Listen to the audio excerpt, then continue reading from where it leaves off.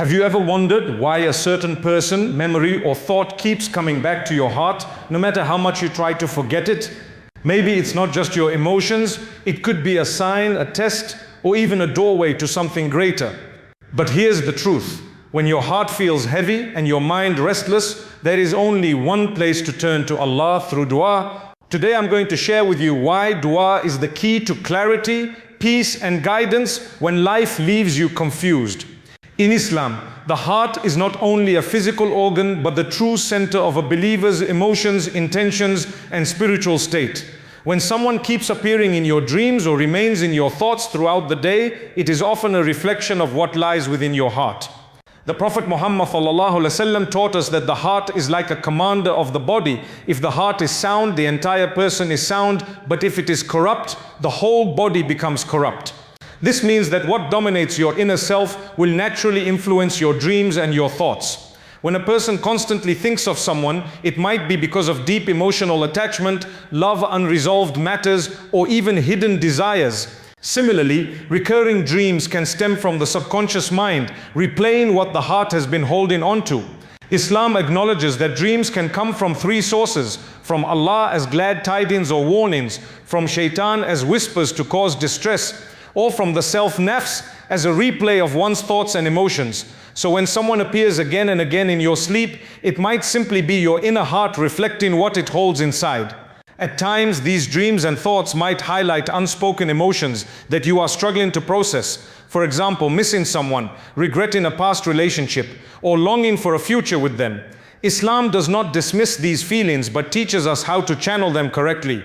The Quran says, indeed, in the remembrance of Allah do hearts find rest. Surah Rad 13:28. The Quran says, Surah Rad 13:28. With Quran says, indeed, in the remembrance of Allah do hearts find rest. Surah Rad 13:28. This means that while your heart may be restless due to these recurring thoughts, true peace is only found when you connect with Allah and surrender your worries to Him. It is also important to recognize that not every dream or thought is a sign of destiny, Qadr. Sometimes people assume that constant dreams about someone automatically mean Allah has written them in their fate. This is not always true. Rather, it could be your own nafs holding on, refusing to let go, or struggling with closure. That is why scholars advise us not to build decisions solely on dreams or repeated thoughts, but to use dua, consultation, and reliance on Allah for clarity. The heart is like a mirror.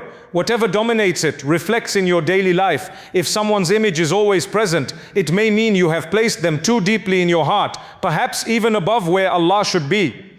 This is a reminder to purify your attachment and realign your emotions. Islam teaches balance, loving people for the sake of Allah, but never allowing anyone to control your peace of mind. In conclusion, dreams and thoughts are reflections of what the heart carries. They are not always messages from Allah, but they can be signals to look within, to assess your emotional state, and to draw closer to Him for guidance.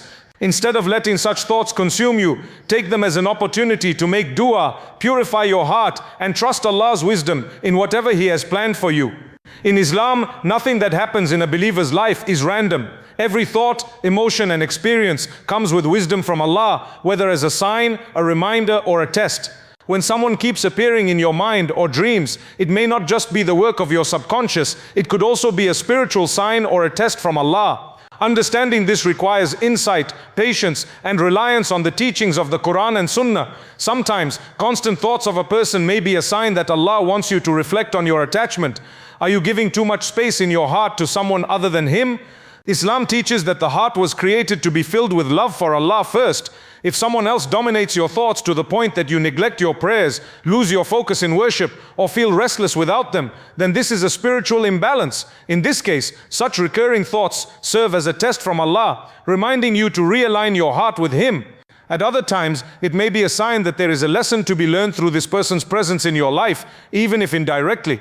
The Quran tells us that we will surely test you with something of fear, hunger, loss of wealth, lives, and fruits, but give glad tidings to the patient. Surah Al-Baqarah 255. This verse reminds us that tests do not only come in the form of hardships like poverty or illness, they can also appear in emotional struggles, unrequited feelings, or being unable to forget someone. Such tests push us to build patience, sabr, reliance, tawakkul, and closeness to Allah. There is also the possibility that these thoughts are a sign from Allah about Qadr, destiny.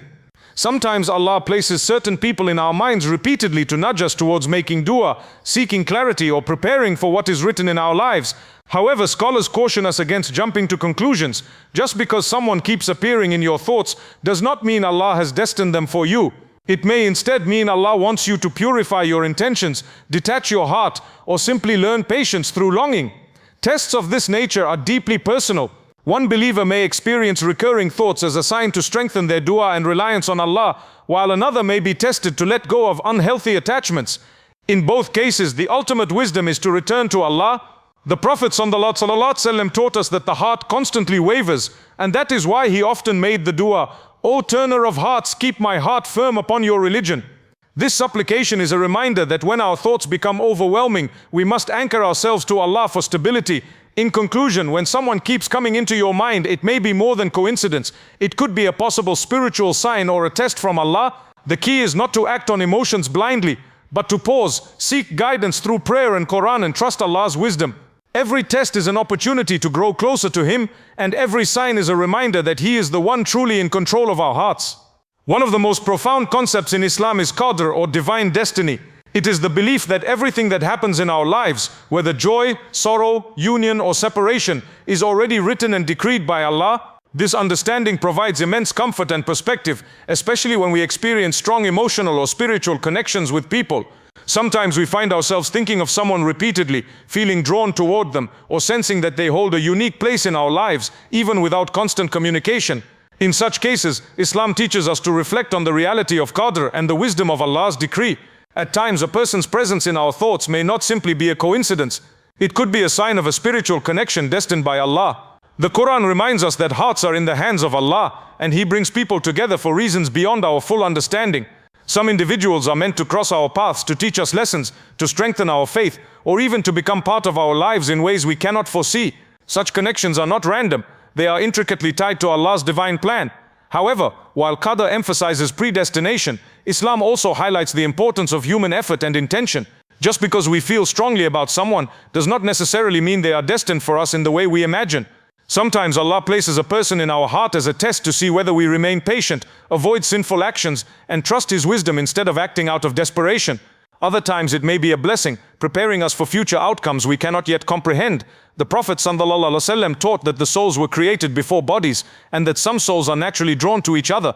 This concept explains why we sometimes feel an unexplainable closeness with someone we barely know, or why certain individuals remain in our hearts for years.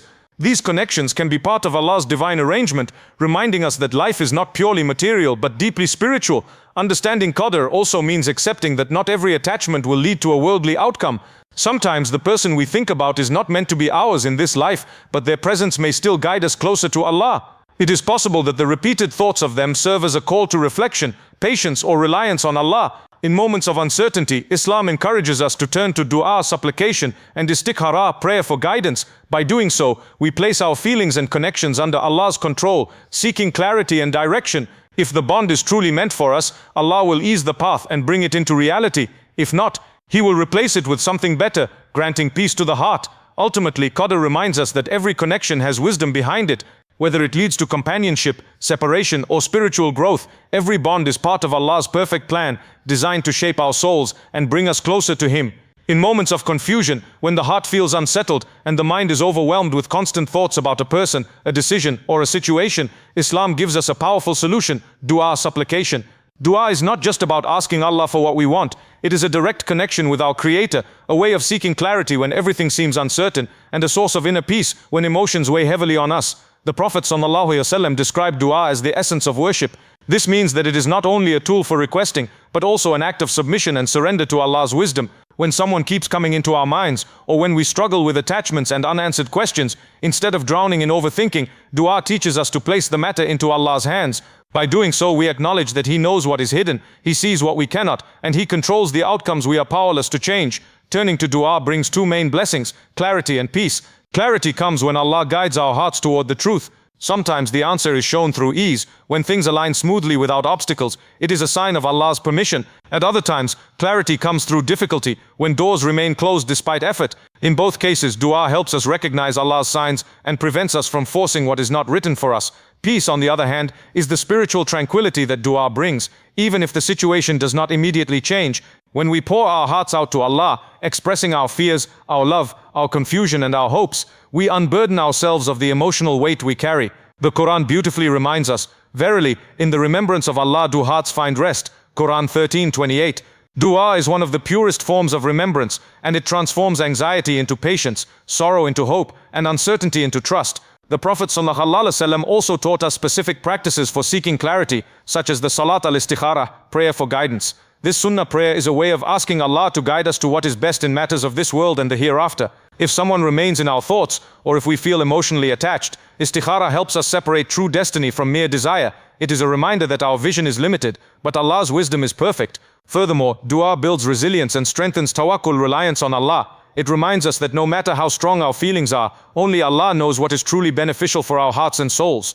Sometimes He gives us what we ask for, sometimes He delays it for a better time, and sometimes He replaces it with something greater. Each response is part of His mercy. In essence, dua is not just a request, it is healing. It clears the fog of confusion, settles restless hearts, and fills us with the peace of knowing that whatever Allah decides is best for us. When emotions cloud our minds, dua is the light that restores balance and contentment.